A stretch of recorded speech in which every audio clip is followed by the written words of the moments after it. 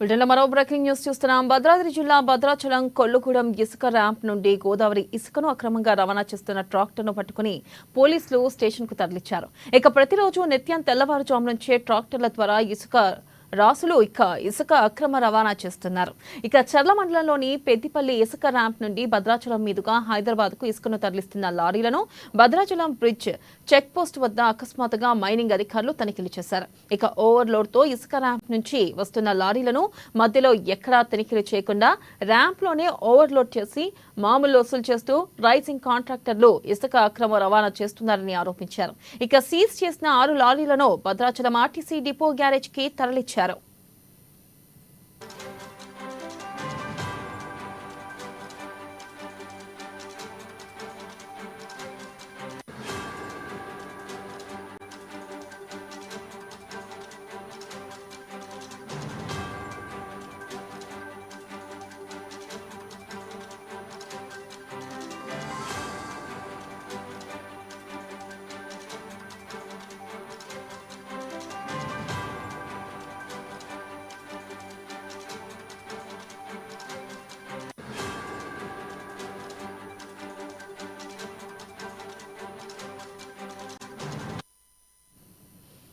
Breaking news చూస్తున్నాం. భద్రాద్రి జిల్లా భద్రాచలం కొల్లుగూడెం ఇసుక ర్యాంప్ నుండి గోదావరి ఇసుకను అక్రమంగా రవాణా చేస్తున్న ట్రాక్టర్ను పట్టుకుని పోలీసులు స్టేషన్ కు తరలించారు.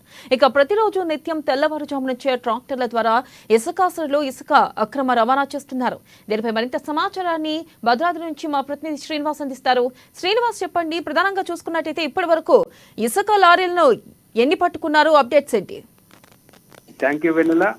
భద్రాద్రి కొత్తగూడెం జిల్లా అంటేనే ఇసుక అక్రమ రవాణాకు పెట్టింది పేరుగా మారినటువంటి నేపథ్యం ఉంది. గత కొన్ని సంవత్సరాలుగా ఈ యొక్క అక్రమ ఇసుక రవాణా జరుగుతున్నటువంటి నేపథ్యంలో అధికారులు, సంబంధిత శాఖల అధికారులు తూతూ మంత్రంగా ఆయా దాడులు జరిపి కేసులు చేస్తున్నారు తప్ప పూర్తి స్థాయిలో వాటిని నివారించేందుకు చర్యలు తీసుకోవడంలో విఫలమయ్యారనేటువంటి ప్రజల నుంచి ఆరోపణలు వినిపిస్తున్నటువంటి నేపథ్యం ఉంది. ఇదే విధంగా భద్రాద్రి కొత్తగూడెం జిల్లాలోని చర్ల మండలం పెద్దిపల్లి ఇసుక ర్యాంపు నుండి అధిక లోడుతోటి వస్తున్నటువంటి 6 లారీలను భద్రాచలం వద్ద ఉన్నటువంటి గోదావరి వంతెన వద్ద మైనింగ్ శాఖ అధికారులు తనిఖీలు జరిపి అధిక లోడుతో వెళ్తున్నాయని చెప్పేసి వాటిని సీజ్ చేసినటువంటి నేపథ్యం ఉంది.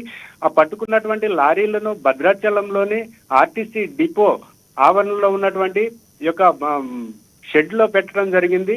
ఈ యొక్క ఇసుక అక్రమ రవాణా అనేది భద్రాచలం డివిజన్ లోనే కాకుండా పాల్వంచ, అలాగే మణుగూరు డివిజన్ నుంచి కానీ ఈ యొక్క ఇసుక అక్రమ రవాణా జరుగుతుందనేటువంటి నేపథ్యంలో ఈ యొక్క ఇసుకను అక్రమ రవాణా జరగకుండా చర్యలు తీసుకోవడంలో సంబంధిత శాఖ ఏదైతే ఉందో మైనింగ్ శాఖ విఫలమైందన్నటువంటి ప్రజల నుంచి విమర్శలు వినిపిస్తున్నటువంటి నేపథ్యంలో ఇకనైనా ప్రభుత్వం నుంచి స్పందన వచ్చి ఇక్కడ అధికారులను అప్రమత్తం చేసి ఈ యొక్క ఇసుక అక్రమ రవాణా ఏదైతే ఉందో ప్రభుత్వానికి కోట్ల రూపాయల గండి కొడుతున్నటువంటి ఈ అక్రమ ఇసుక రవాణాను అరికట్టకపోతే ప్రభుత్వానికి ఇంకా ఎక్కువ నష్టం వాటిల్లేటువంటి అవకాశం ఉంది. వీటిని కట్టడి చేయాలని చెప్పేసి కూడా ఈ యొక్క జిల్లా ప్రజలు కోరుతున్నటువంటి నేపథ్యం ఉంది. ఈ యొక్క భద్రాచలం డివిజనే కాకుండా పాల్వంచ డివిజన్ లో కూడా ఈ యొక్క ఇసుక అక్రమ రవాణా ఏదైతే ఉందో యథేచ్ఛగా సాగుతోంది. రాత్రులు టిప్పర్లకి మిషన్ల ద్వారా లోడ్ చేసి పంపిస్తున్నటువంటి నేపథ్యం ఉన్నప్పటికీ కూడా ఆ శాఖల అధికారులు అటువైపు కన్నెత్తి చూడకపోవడంతో వారికి ఈ యొక్క మామూళ్ళు ఏమైనా సంబంధిత శాఖల అధికారులకు అందుతున్నాయా అనేటువంటి ఈ యొక్క అనుమానం కూడా ప్రజల్లో రేకెత్తిస్తున్నటువంటి నేపథ్యం ఉంది.